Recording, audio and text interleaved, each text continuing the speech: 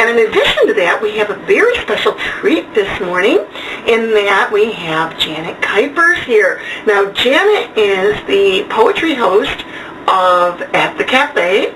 It's at 5115 North Lincoln Avenue. Okay, 5115 North Lincoln Avenue. Thank you, Janet. And she's an outstanding poet and performance artist, and if you've never seen her perform, you have missed a huge treat. She is amazing. So Janet, good morning. Good morning. So anyway, Janet, tell me about your poetry. Tell me what we can expect to hear from you today. Well, I was going to say, you were talking about me performing in places, and although I don't get to do that many features or performance art shows, the cafe, as I said, 5115 North Lincoln Avenue, which is on Tuesday evenings at 8:30 in the evening. It starts with an open mic, and then it has a feature. If you want to know anything about the features, there's a website for it. You go to www.chaoticarts.org/thecafe. No dashes, no periods, no nothing. And you can see everything for a schedule. If you're interested in having a feature because you like to have poetry or want to read stories or paint something or play the guitar or whatever you would like, give me an email. That's right there. thecafe@scars.tv is the email address. For nights where there is no scheduled feature, we have what we call a mini feature night, where any open mic poet or reader or whatever can go up and have up to 10 minutes of performing time. So a lot of times you see a lot of mini features in an evening as well. So if I don't have a show coming up, because I've got one at the cafe on November 22nd, 11/21/2011, 112211. I thought that was a cool date. But on other days when there have to be mini feature nights, I usually am doing a 10-minute feature of poetry readings. So I've done things with music and astronomy like that in the past, and if there is nothing coming up the day after Labor Day, I'll have a 10-minute feature of readings from a book of mine that just went into its second printing that is called Contents Under Pressure. Contents Under Pressure. You get something in the store, be careful, contents under pressure. Oh, yeah. So that would be the content, because there's a lot of emotional stuff, because it's a bunch of poems. This book also actually has some short stories, a couple rants, editorials and things like that. Old poems. There are some that are like really old ones from when I was 10. You probably get a kick, and I should just do that for the humor's sake, I think. No, I don't think of that one. That was the first poem I ever wrote. But there are ones from my teen years, which of course I don't remember. Because please. Oh, I can remember some of my poems from my teen years. Although if you remember them, you probably wish you didn't remember them. But there are also newer from that time pieces in there from its original publication in 1997, which is now, as I said, in its second printing. So I was going to read short prose pieces as well as poem pieces from that book. Sounds great. I was interested, and actually I was thinking of doing this before, releasing an audio CD of these books. So nice. So some of these readings might go into an audio CD. That's a good idea. So we'll try to pull that off. Okay. We'll see how that works. Sure. Actually, I think because in the past I have featured at places like Beach Poets, I believe that I read this once at Beach Poets, and people got a kick out of it. Oh, good. This first piece is called An Outline to the Apex of Rites of Passage. It was one of those rites of passage, a bar mitzvah of sorts, but this was bigger, much bigger than shaving for the first time or getting your period. This was the chance for all young high school men to lose their virginity, and a chance for all young high school women to dress up, feel like adults, look pretty. Everyone felt the driving need to go through this rite of passage, to not be left out, to be a part of the group. Either way, you get to take a day off of school.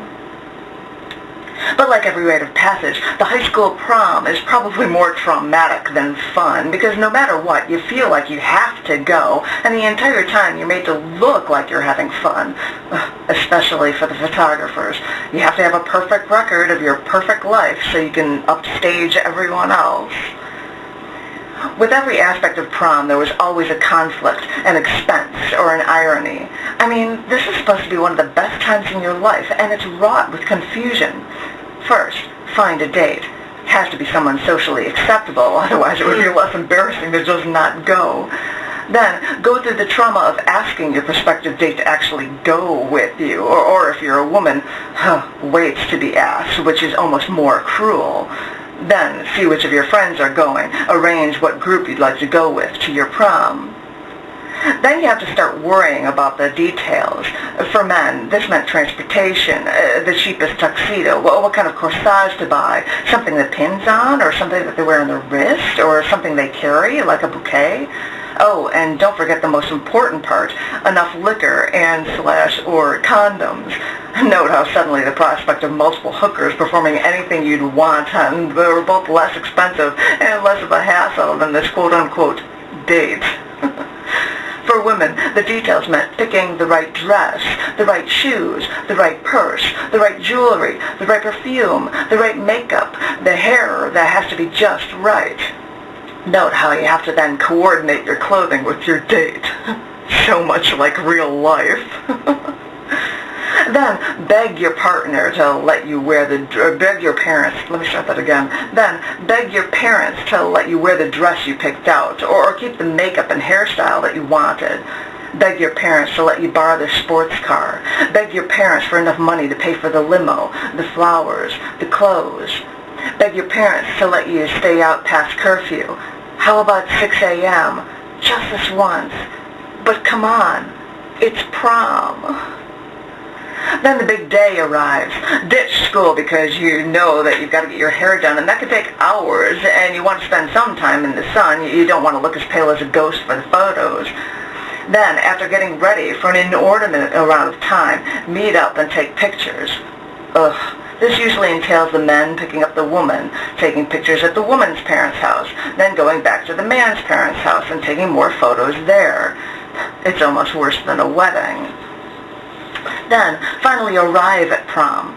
Take more pictures. Talk to as many friends as you can there. Compliment their dresses and tuxedos. Find out what everyone else is doing after prom. See if anyone has anything better planned than you. Note how many women are repeatedly pulling up their strapless dresses so they don't fall out of them. Note how many men are already drunk. And look, it's not even dinner yet. Take lots of pictures with your Instamatic camera. Let's do a group shot. Oh, let me take a picture with so-and-so. Then eat. Try to be Miss Manners and figure out how to eat your salad without using your knife. Try to see how little the women are actually eating. Note how many women go to the bathroom in groups. In any case, whatever you do, don't stop feeling awkward, but keep smiling. Then the dancing. Try to remember what your father taught you. Try not to look stiff. Try not to sweat. Dance in a box. Right foot forward, feet together. Left foot left, feet together. Right foot backward, feet together. Right foot right, feet together. Or go for the old high school standard. Wrap your arms around each other and just sway, occasionally making out in the middle of the dance floor. Note how many women have their lipstick smeared across their cheek or on their date's collar. Note how many bow ties have loosened. Then collect your things, say your goodbyes, and take a few more photos, and head out to the after-prom activities. Possible options include a late dinner, a 4-hour boat cruise, a walk around the lake, a bonfire, bowling, a hotel party, or the back of Dad's sports car. Note how disheveled you look at 6 a.m. Try to clean yourself up in the car before you go into the driveway in case your parents are waiting for you. Don't make out for too long as you say your goodbyes in front of your house. Then get up, get in the house as quietly as possible. Drop all your clothes into a pile in the middle of your bedroom floor and collapse on your bed. Here's a helpful hint. Drink a glass of water and take a multivitamin and some aspirin before crashing. It'll help with the hangover. Try to get some sleep before the day after prom amusement park trip. And keep in mind that even though prom is over, your friends will be rehashing it for at least a week. This is the ritual. Now go to sleep. Woohoo! Oh yeah, I remember prom. Oh, fun times. And I had another piece that actually related to prom that was a prose piece that I read last week at the cafe. And Oh, you did? It was called Prom 97, or Doing Things Right. Because it was like, hey, I realized at that point, hey, it was 10 years ago when I had went to prom. I've got all these great dresses from my mother that she used to have that are great, and I have nowhere to wear them. What the hey? Let's have a party, a prom party, and invite people over. And I made a little, open thing that said what the theme song was, and I had a disco ball. Oh, cool! And I actually asked a friend of mine who lived in Indiana, as a friend back in high school, if he'd go to prom with me. And he's like, well, I want to actually save that for a date. And he was younger than me, and I'm like, all right, I understand. But we always agreed that if we could ever go back, we'd actually go together. So when I was having this party, he came in to visit, and we had, a photo booth in the corner, and we nominated people like King and Queen of Prom. It was very cool. funny. Oh, it sounds hysterical. And since I don't have that with me, if anybody wants to actually know what that was, or hear the story from it, or from the live reading of it, that is at the cafe.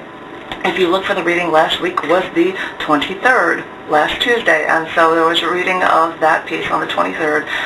There's also links to it in the audiovisual section of scars.tv. If you go there and go to AV and go to poetry and start looking for prom, just start searching for prom, and you'll find something called Prom 97. So that's on there as well. There's probably also a link to it at janetkuypers.com, but I'd have to spell that for you. www.janetkuypers, KUYPERS.com. Sorry for the experience section for performance arts stuff. Nice. So yeah, it's all prom related, even though I wasn't at prom for that. So you had to write about prom for some reason anyway. So yeah, crazy stories from prom. And for some reason I wrote about them twice in this one book, so. Nice. So anyway. So you have another piece to share with us? Oh, sure. I was looking for the longer pieces to actually start off with first, so I hope you'll bear with me. This one I thought was a kind of funny one, and it is called How Are You? The phone rang, woke me up. I picked up the phone, stumbled out a hello. Hi, it's Andrea. Oh, hi, Andy. How are you? Oh, fine. And how are things with you? Oh, fine, I said. Work's been busy. Oh, I know. I was the maid of honor for Gwen's wedding, and tack that onto work, I've just been swamped. Speaking of work, I said, I'm late. Oh, okay. Talk to you later. Okay. Goodbye.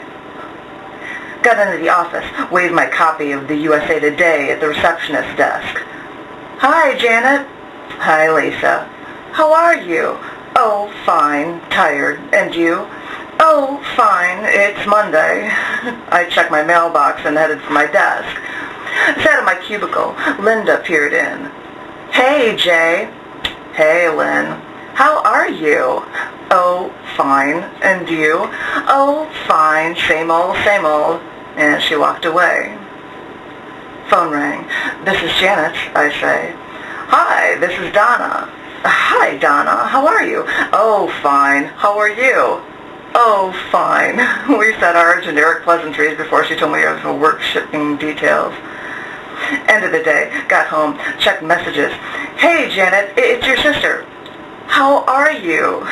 Give me a call. The machine beeped when it was done. I picked up the phone to call her back, and then I realized I had nothing to say.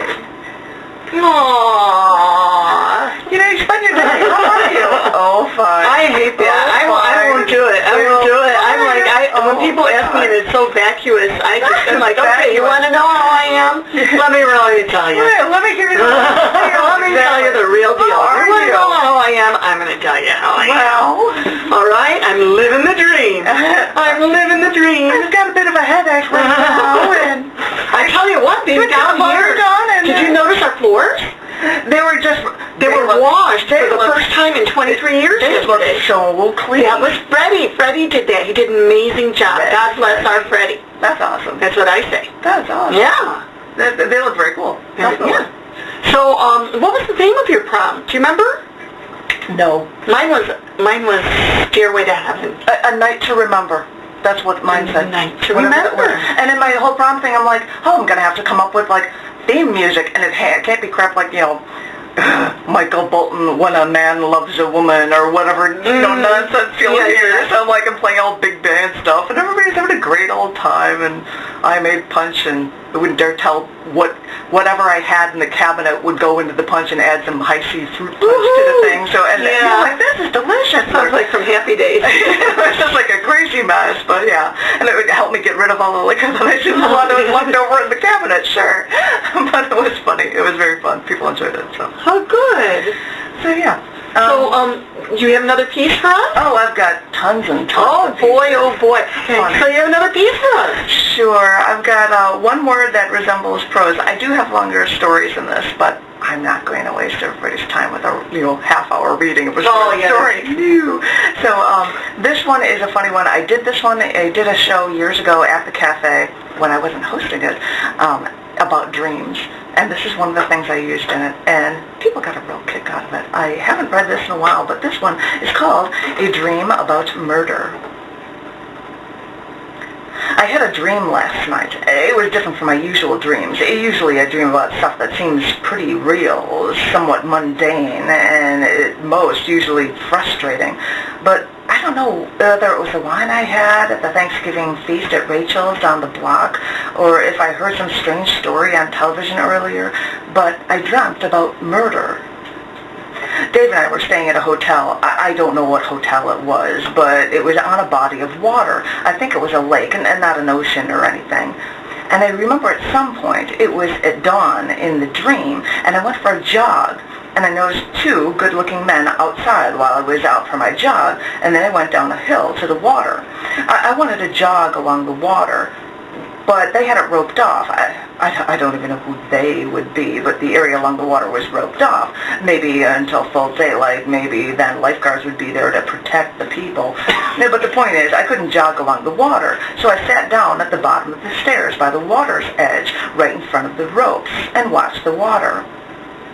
And a woman came along down the stairs and sat down next to me to watch the water, too. I remember thinking that I didn't like her being so close. I like to keep a sense of personal space. Then it occurred to me that there wasn't really that much space for her to go to since the whole area was roped off. And the thing is, I don't even like to jog.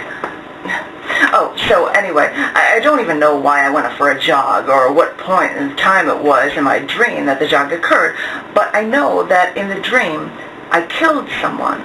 It occurred before my dream technically started. I don't remember anything about the murder. I don't know if it was me alone that did the killing or if Dave was there with me. All I know is that I killed a guy. I don't know why I killed him, but I killed someone in another room in the same hotel, someone whom I didn't even really know. And the thing is, I was wearing fake nails during the murder. Or at least that's what I inferred in the dream, because I thought I lost one of them at the scene of the crime. And the main part of the dream was me in the bathroom recovering all of my fake nails because they might implicate me in the murder. So I was removing my nails. They were these plastic nails glued onto my real nails. They weren't even really painted. They were still just white plastic. And as I was removing these fake nails, I was dropping them on the floor because I was ripping them off so frantically I didn't want anyone to be able to link me to the murder. So when I got all them off, I was still worried that I had a little glue left on my real fingernails. So I was trying to scrape that off, and then I was trying to pick up all the fake nails off the bathroom floor. They all fell, and they were on the floor. And I remembered that as I was picking them up, I also picked up a dust ball and a used piece of clear tape. I remember thinking that was odd, because usually hotel bathroom floors are clean. They're actually cleaned every day. So anyway, I kept picking up the nails, trying to make sure I got them all, occasionally dropping one of them back into the floor because it was so hectic and nervous. And this made the whole procedure take most of my dream up. Once I had all the nails, the only thing I could think about was how to dispose of those nails, and the rest of the dream became a frantic effort of trying to figure out how I could get rid of them all so that they could not be trapped back to me. I thought that I could just flush them all down the toilet, but then I thought that there might be a chance that one of the nails wouldn't go down and would just stay at the bottom of the toilet, and I wouldn't notice it, and then I would think I was at home, and in actuality I'd be leaving a huge piece of evidence in my own hotel room linking me to the murder. then I wondered if they'd have a way to actually sift through the sewer water from the hotel. So then I thought that I shouldn't even flush them down the toilet right there, but go to various public restrooms and all around town and flush each one down a different toilet, a few at a time. And so then I started to worry that if the nail I left at the scene of the crime, it took more than just the dirt, the glue from the glue, that it actually took some of my nail with it. And then it would have left DNA evidence at the scene of the crime. And then there would be nothing that I could do. And then I started to wonder, did I actually lose a nail at the scene of the murder, or if I was just overreacting? And then I wondered if anyone had even actually found that dead body yet, all this time, laying there on the floor in the hotel room. And then the phone rang, and I woke up.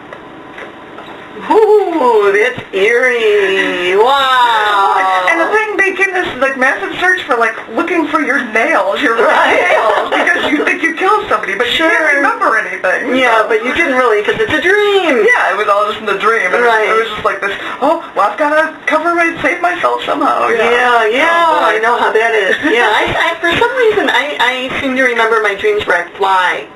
I fly in my dreams a lot. I usually have very mundane dreams. I'm walking down a street, there's nothing interesting that happens, and I was dreaming that I apparently killed somebody. But I didn't dream Mission Impossible dream. Trying to figure out James Bond dream. Some of things up being very CSI forever ago. Like, why am I thinking of, concealing evidence of my killing somebody? Right. Did I kill somebody? Did I leave a nail there? And I'm wearing fake nails. Like, what? I've got that. I'm always, oh, well. It's crazy. That's why I had to write that stuff down. Right, yeah. Every once in a while, you get a dream like that. It's true, you do.